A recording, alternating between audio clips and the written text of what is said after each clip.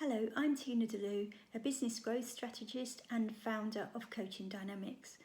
I've been in and around businesses for many years now as an advisor and director, and I thought I'd like to share a few strategies with you in these current difficult times.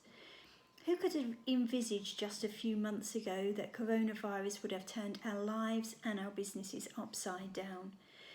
Where we've had to close premises, furlough staff, apply social distancing, working from home, all of those kinds of things that have made a real difference to us. People have been really busy the last few weeks applying for government grants, seeking assistance, and all of the things that have been involved in that. But I think now maybe things for some companies might have slowed down. They're beginning to think about other areas of their business and what they could do. And so what I'd like to do is to share some of those strategies with you that I think might be helpful that you would be able to utilise in your business. This unprecedented time is not insurmountable, and what we need to do is to turn the obstacles that we've had put in our way into opportunities. And what I'd like to do is to share some of those opportunities, strategies with you that you might be able to implement. The first thing I'd like to do is to show you a time management prioritisation matrix that I utilise, and you might find this really helpful. We've got urgent and not urgent, against high importance and low importance. And these are the tasks that we do on a day-to-day basis. Now, normally we would find that our urgent and of high important tasks are the ones that get done. They're the ones that really have to be done in the day-to-day business to keep it going. And we often plan those in so that we know they do get done. I call those the red priority tasks.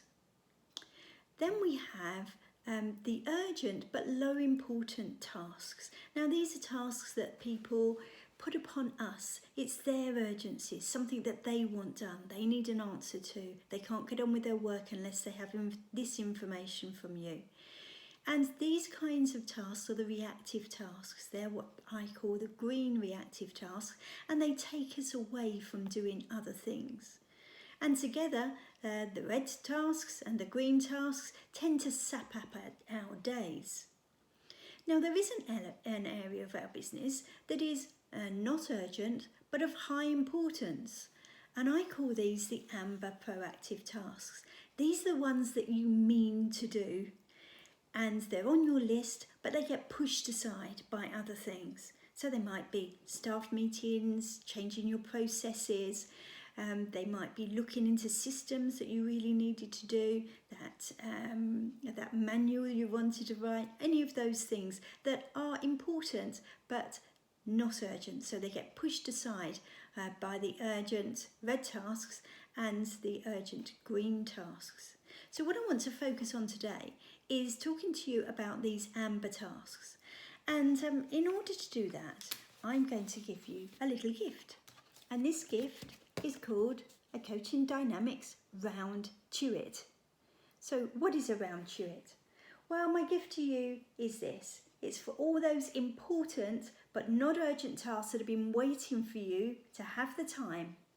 Now you have the opportunity to actually get round to it. And so I'm going to give you some ideas of those opportunities today. The first one is, let me just change this over here. The first one I would suggest is to review all your processes and systems in your business.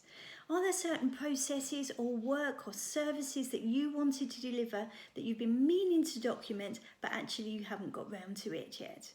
Now is the time to do that. Are your staff compliant with all the things that you need them to be? Could you do some virtual training sessions with them? You can do this with them even if they've been furloughed. As long as they're not actively creating income to the business, you can still do some work with them.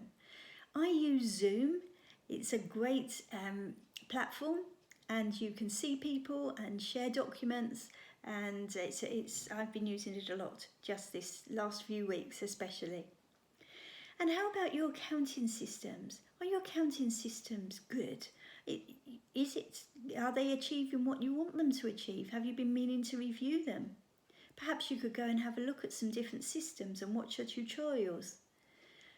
I quite like I quite like Xero, because I think it's an excellent system to use.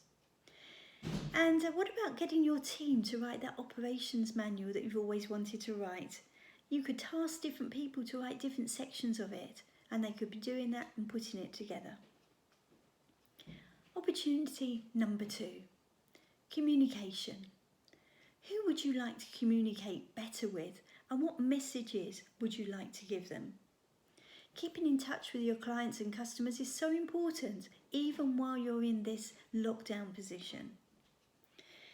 What new services, products or features have you been meaning to better advise your clientele about, or encourage them to use when you reopen? Could you do a survey of all your customers and clients and see what they would like you to provide, what products, what services? SurveyMonkey is another good platform to do some surveying with. And what about communicating with your suppliers? Your suppliers may be in a difficult position themselves and want to keep their own customers, so they might have some really good offers on at the moment. You never know, it's worth checking it out. Then opportunity number 3 is to strategize for your business. Your business has undoubtedly taken a hit, so set some new targets for each quarter. Have a look at the number of customers and clients that you have, the staff that you employ, your outgoing. It's important to do a cash flow forecast and make sure that you're still going to be in business in a few months' time. Also, have you read up and applied for all the grants and all available help that the government have provided? Do a go along to the Government UK Coronavirus Business Support webpage, and that will give you all the information you need. Another thing you could do is a gap analysis of your services or your products. In other words, look at what is available to all of your customers. Have a look at which ones are most popular, which ones are least popular, which ones particular clients access and which ones they don't. Could you communicate with them and try and encourage them and tell them about the other services that perhaps they haven't used so far? Do a role mind map for yourself. Now I have an example here. This is one of a managing director's type one with all different areas on it. A role mind map is just writing down all of the different kinds of roles that you have within your job as MD, if you're the MD, or whatever role that might be, and having a look at all the different things that you do in that role. Then you can look at which things perhaps shouldn't you be doing. Should you be delegating them to somebody else? Should you be ditching them altogether? Which ones are most important? Which ones should you give more time to? Now, when I'm using mind maps, and I use them all the time, I usually use a pen and paper to start off with. But if you wanted to professionalise it, as in this one is done on Lucid chart. So opportunity number 4, brainstorming. Try brainstorming with other people in your business, your team, your partners, clients perhaps that you know very well. What ideas could you come up with together to deal with business now? Try and be innovative, try and do different things, try and go virtual if you can. Most of all, what you need to do is to keep positive and keep motivating yourself and others around you and being inspiring to your teams, and make sure your business is still there to come back to. So that's just a little insight there for you, some ideas, some strategies. I hope it's been helpful. If you'd like to chat to me further, please go to my website. All my details are on there, coachingdynamics.co.uk. Also, you can find me on LinkedIn. That's all for now. Hope to see you again soon. Thank you. Bye.